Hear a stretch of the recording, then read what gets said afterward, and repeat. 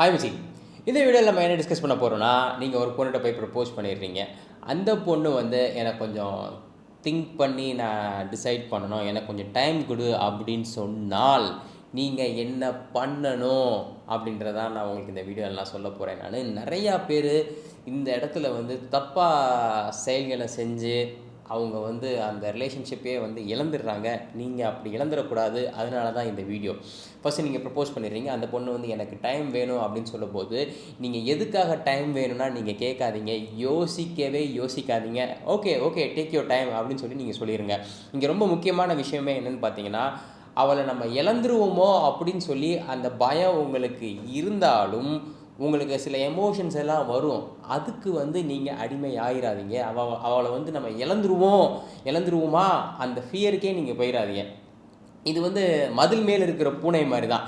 ஆனால் இதை கரெக்டாக பண்ணீங்க அப்படின்னா நீங்கள் சேஃப் பார்த்துக்கோங்க. அந்த பொண்ணு டைம் கேட்கும்போது டைமை கொடுத்துருங்க.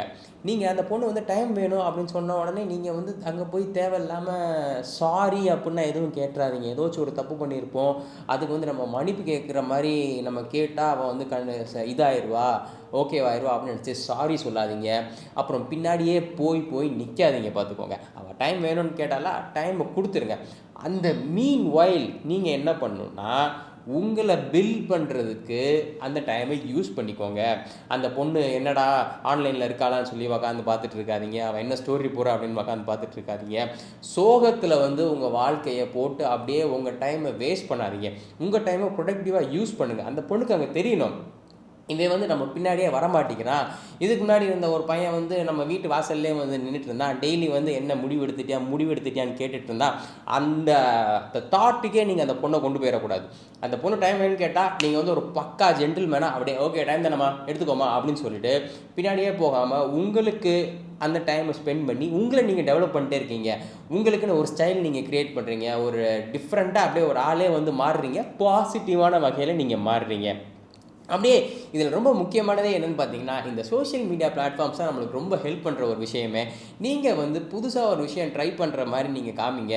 ரொம்ப செலவு பண்ணி நீங்கள் காமிக்கணும்னு அவசியம் கிடையாது. சின்ன சின்ன விஷயங்கள் பண்ணாலுமே உங்களுக்கு ஒரு அடிஷ்னல் அட்வான்டேஜ் தான். ஏன்னா நிறையா பசங்க இந்த இடத்துல அந்த பொண்ணு காதலை சொல்லலை, என்னை வெயிட் பண்ணுன்ட்டாலேன்னு சொல்லி நர்வஸில் அப்படியே ஒன்றுமே பண்ணாமல் உட்காந்துருப்பாங்க. ஆனால் நீங்கள் அப்படி கிடையாது அப்படின்றத நீங்கள் ப்ரூவ் பண்ணுற மாதிரி ஒரு வேலையும் நீங்கள் செய்யணும். இதை நீங்கள் கரெக்டாக பண்ணீங்க அப்படின்னா உங்களுக்கு சான்சஸ் இருக்குது. ஏன்னா இந்த இடத்துல பசங்க என்ன தப்பு பண்ணிடுறதுன்னா அவளை இழந்துருவோன்ற பயத்தில் சொல்லி போய் கெஞ்சி கூத்தாடுறதே பொண்ணுங்களுக்கு பிடிக்காது பார்த்துக்கோங்க. 100ல் 90 பேர் கெஞ்சி கூத்தாடிட்டு இருப்பான். ஆனால் அந்த 10 பேர் கெஞ்சாமல் இருப்பான் பார்த்தீங்களா, அவன் பேட் பாய் ஆட்டிடியூடோடு இருக்கிறவன். அவனுக்கு சக்ஸஸ் ஆகும். நல்லவனாக இருக்கும். நம்மளுக்கு ஏன் சக்ஸஸ் ஆகலைன்னு பார்த்தீங்கன்னா, இதான் சின்ன சைக்காலஜி.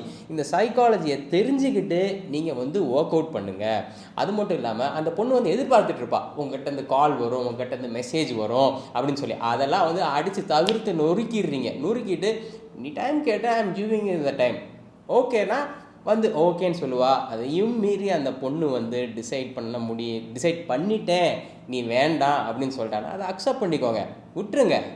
இதை நீங்கள் கரெக்டாக பண்ணுங்கள் கைஸ். இது 100% ஒர்க்ஸ். ஏன்னா இது ஒரு சைக்காலஜிக்கலி பேஸ்டு ஐடியா தான் நான் உங்களுக்கு கொடுக்குறேன். இந்த வீடியோ உங்களுக்கு பிடிச்சிருந்துச்சு அப்படின்னா லைக் பண்ணுங்கள், ஷேர் பண்ணுங்கள். கண்டிப்பாக நம்ம சேனலுக்கு சப்ஸ்கிரைப் பண்ணுங்கள்.